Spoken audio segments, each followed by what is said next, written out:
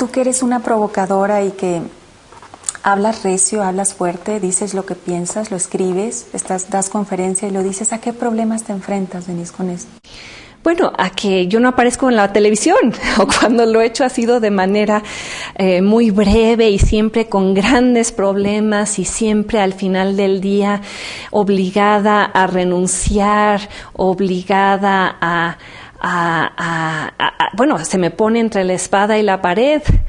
Y quien no sale en la televisión en este país no existe. O sea, en un lugar en el que el 98% de la población recibe su información política de la televisión, ser escritora implica llegarle a un grupo muy reducido de personas. Siempre digo que a mi mamá y a mis tías viejas.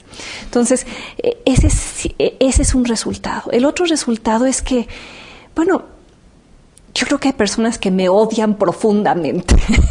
Ser una figura polarizante.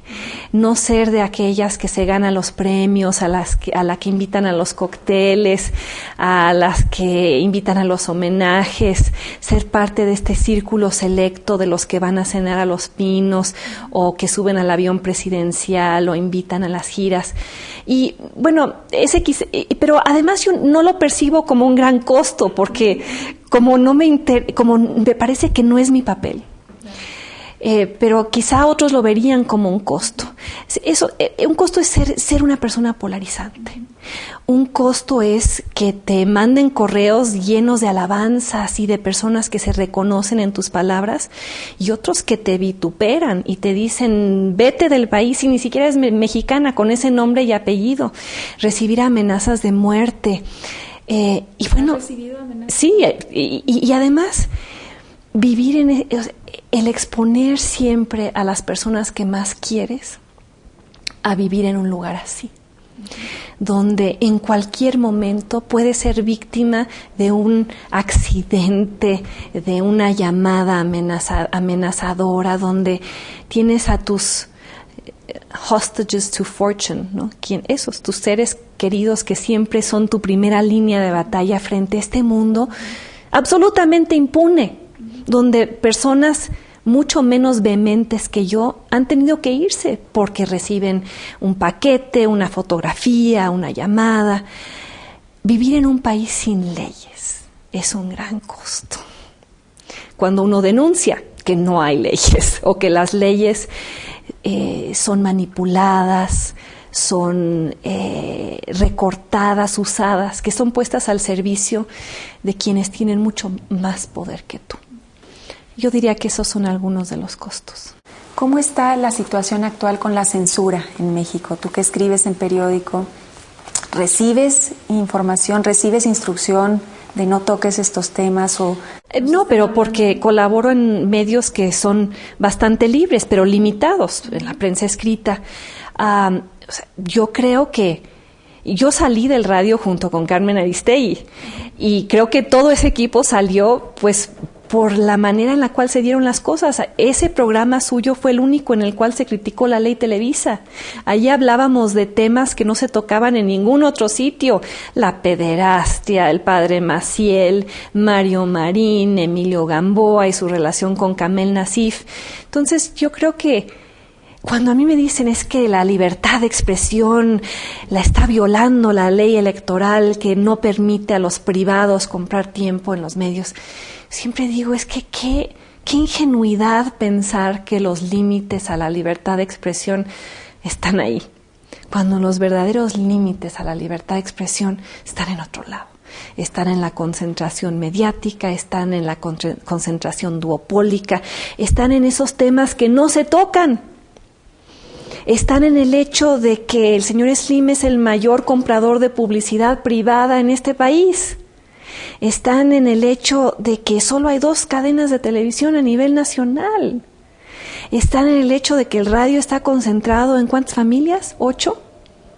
Y eso genera temas que no se tocan jamás y porque no se tocan, no se vuelven parte del debate público y en esos ámbitos no hay cambios. Y ahí están los verdaderos cuellos de botella a la consolidación democrática, al crecimiento económico, a la representación ciudadana. ¿Ves viable que vaya a haber cambios a futuro? O sea, yo creo que el Internet es un gran instrumento democratizador.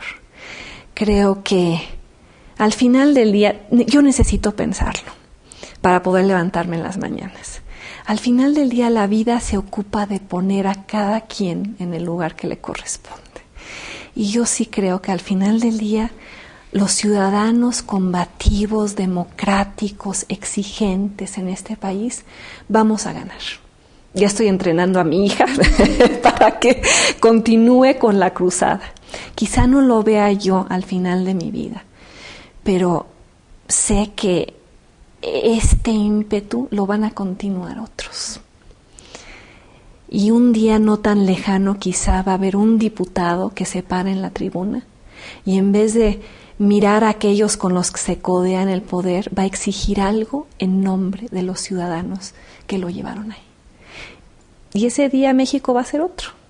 Y el día que haya acciones colectivas que permita a los ciudadanos organizarse para demandar a Teléfonos de México o a otra empresa abusiva, ese día México será otro. Y el día que yo vea a mi diputado en la esquina explicándome lo que hizo con el dinero que yo le pagué, porque necesita reelegirse y para ello requiere mi voto, ese día México será otro país. Y ese día que México sea otro país, ¿tú qué te ves haciendo? ¿Qué me veo haciendo? Yo creo que la democracia es un proceso que no acaba nunca. Y lo acabamos de ver. O sea, e incluso hay momentos, coyunturas en las que las democracias funcionales sufren terribles retrocesos. Lo acabamos de ver con el gobierno de Bush en Estados Unidos.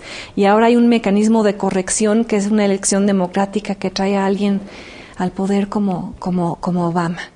Pero me veo haciendo lo mismo que estoy haciendo ahora, que es ser conciencia crítica. O sea, es la agenda que yo planteé de 3 puntos no agota la agenda de cambios en este país.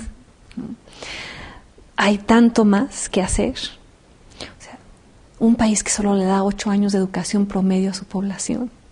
Ahí está el ámbito educativo. O sea, yo a veces quisiera clonarme o tener más horas en el día, porque pienso en las acciones colectivas, estoy en el Consejo Rector del Bosque de Chapultepec intentando preservarlo, en la Comisión de Derechos Humanos del Distrito Federal intentando educar a la población sobre derechos que ni siquiera sabe que tiene.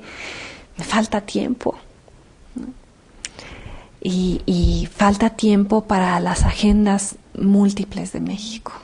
¿Ves en los jóvenes esa perspectiva futuro de la necesidad? En algunos y siempre digo que a esos son a los que les doy clase. Hay como 5 en cada semestre.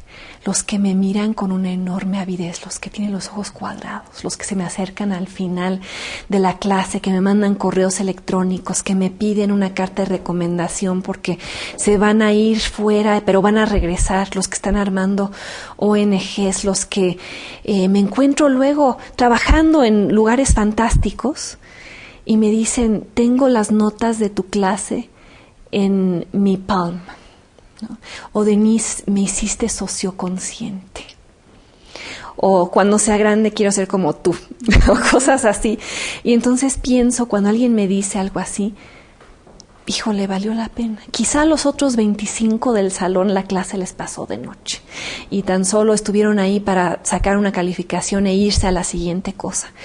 Pero esos 5, que espero haberles movido el tapete, siento, valió la pena. Y me acuesto esa noche pensando, Denise Dresser, hoy hiciste algo bueno por tu país.